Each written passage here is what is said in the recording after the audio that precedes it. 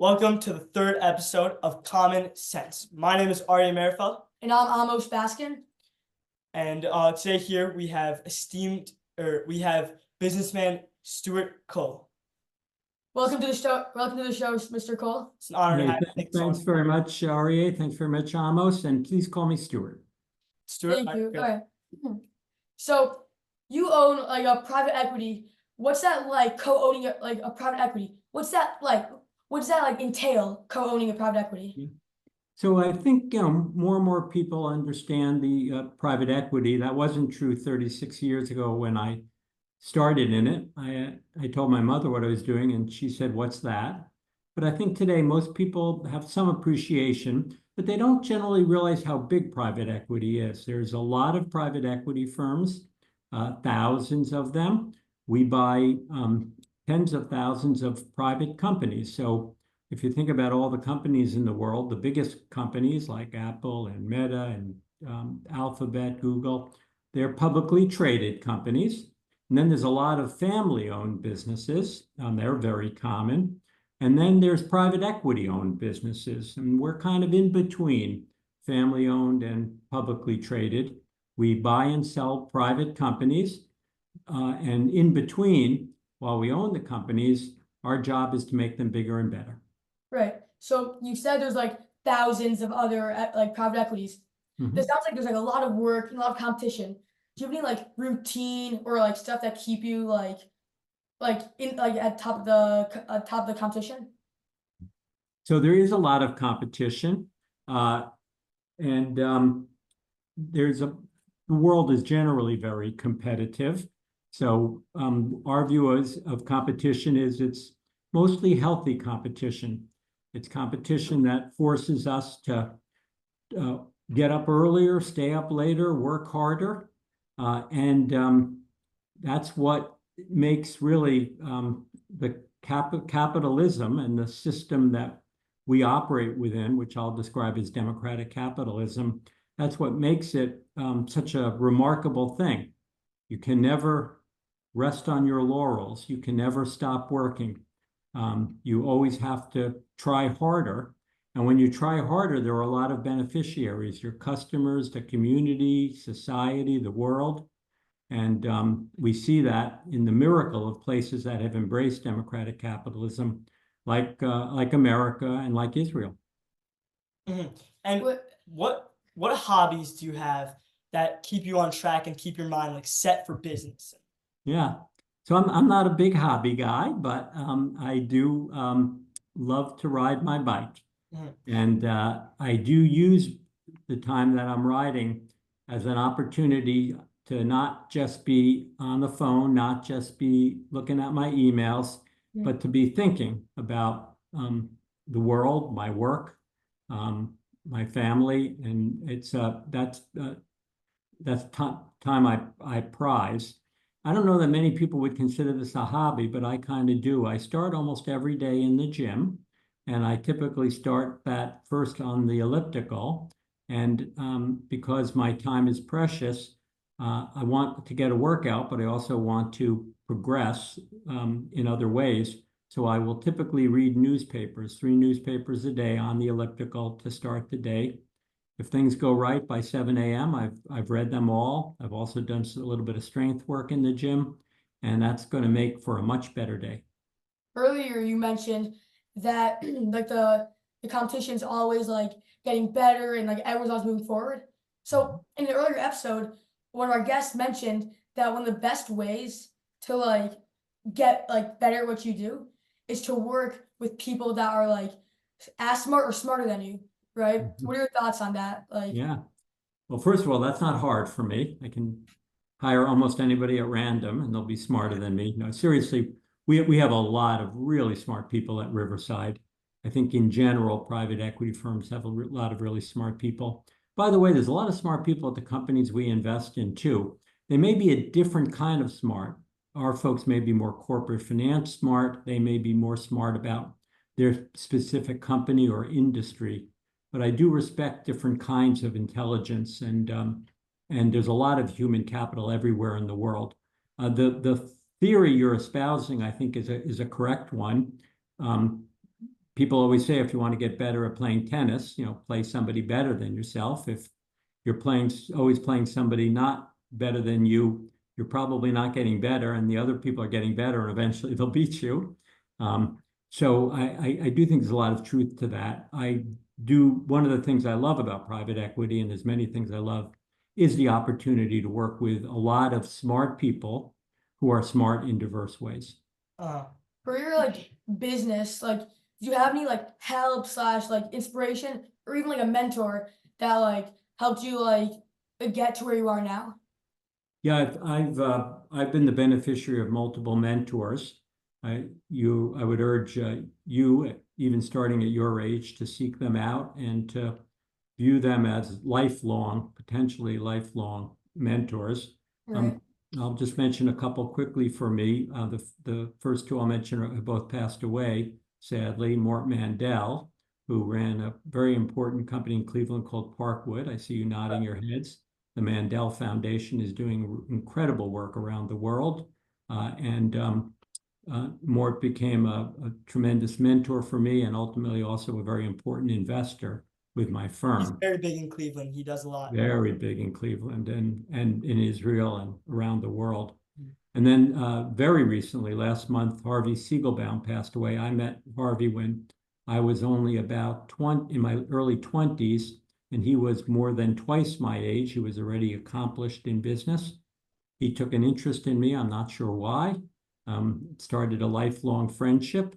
At first, he was almost like a father figure because he was twice my age. But when I'm 25 and he's 50, that's different than when I'm 50 and he's 75. So later we became what I would describe as truly friends, because our ages became similar. And then when he retired from business, he didn't want to retire completely, so he came to work with us at Riverside as a senior advisor. So for the last over 15 years of his life, he was not just a colleague, but not just a friend, but a colleague at work, and that was very special. So these mentors can be very important. I'm sure at some point along the way here, we'll talk about my business partner and co-owner. I've had a 30+ year 50-50 business partnership with Bela Sigathy, and I learned so much from him, and I view him as a mentor. And if he were being interviewed, but he might feel the same way. Right. So what do you think is the best way to finding or getting mentors nowadays? I think it's being out in the world, interacting with people, and then when you find somebody with a connection, trying to forge an ongoing relationship, finding reasons to be together, to seek their advice, sometimes almost excuses. I think many people want to help other people. They want to help younger people. Every older person was young once. They remember that. And, time is finite. You can't help everybody, but you can try to pay forward, if you will, some of the benefits you've had. So for aspiring entrepreneurs such as ourselves, do you need like tips or like, what do you say, even like tricks to like making money or being successful in 2024? Yeah. So first of all, what you're doing now is fantastic, starting your own podcast and being aggressive about finding people to appear on it. This is not something anybody told you to do. It's not something you had to do. It's something you chose to do. For me, Yeah, thank you. I worked. You're welcome. When I was your age, I worked a lot, had a lot of different jobs. I forget how old I was when I started, but I'm going to guess maybe 10 or 11, delivering newspapers. You know what a newspaper is? It's something we used to have.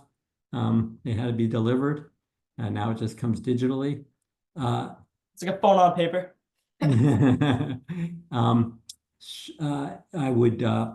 I would mow lawns, shovel snow. I was a short order cook at a luncheonette. Every job I had, I learned something. Every job I had made me appreciate work, the dignity of work, the challenges of work. I worked in a factory with other people who spent their whole life in that factory. For me, it was a summer job. That factory was hot. That factory was dangerous. We were stamping copper blanks in metal and heating them up in forges. You could easily cut off your hand or burn yourself. Safe. Definitely a safe job. So that was probably today they wouldn't let somebody my age do it, but this was a long time ago. And I respected greatly the people that did that for their life, their livelihood. Every job is a learning experience. Every job gets you further. And also just getting the experience of money in your pocket, money you earned, which is different than money somebody gave you, is I think helps. Don't be afraid of failure. Try things, and again, take every opportunity to learn. Yeah. Right. And what advice do you have to the younger generation to like building on that last question? Yeah. I'm a little old-fashioned, but I think this resonates even with people your age. There's an old saying that the harder I work, the luckier I get.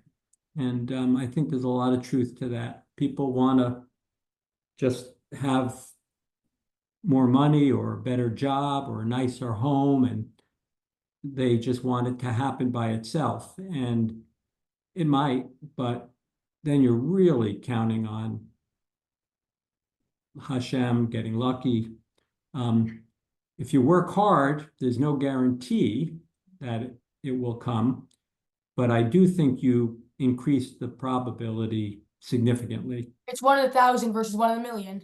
Yeah, that's right. I get your chances better. That's right, and I think it's work in itself can be very rewarding, even if it doesn't lead to a big payday, but it might. So I'm a big believer. A lot of people work very hard, not just for money. People want to be doctors and they want to heal people. That's hard work, and people want to be nurses, and that's even harder work and less money. So God bless people who want to work so hard. Right. If you could this is more of a random question, but if you could press a button, like a button that you press this button and it changes your occupation, but you get to choose what you do. What to do. What would you choose, and what steps you take from this new this new job? The reality is have you heard the expression, don't try to teach old dogs new tricks? Right, yeah. Who says you're old? I'm old. Don't try to teach me new tricks. Look, I love what I do. It's a path I've chosen on. It's a path I've been on for 36 years. I once upon a time thought it would be fun to be an architect, and to this day I love seeing spaces and thinking about how spaces shape us and design. The feeling you get when you walk into a beautiful space, the wonderful outcomes you get when space is really properly designed, efficiently designed. But if you put that button in front of me and said push the button, you can be an architect or something, I wouldn't push the button. I think I just retire. I think I just I'm very happy with the way things have worked out for me. I feel very blessed. Mm-hmm. One more question. What are your thoughts on retirement? Because I know there's some people that prefer to retire early. Then there's other people who like to keep on working for as long as they can, because it's just it's good for them. Almost put me solidly in the latter camp. I love what I do. I love who I do it with. I have a real benefit. My job constantly changes and evolves because we're always looking at new companies, and there's always tremendous opportunities to grow. As we grow as a firm, my responsibilities as co-CEO change also. So it never gets old. It never gets boring. as I said before, I don't have a lot of hobbies. Would I love, to be able Biking. to travel some more? Sure. Would I love to have more time with my family? Of course I would. Read a few more books or see a few more movies, and over time that will come. But the way I think about it is I'm not a musician.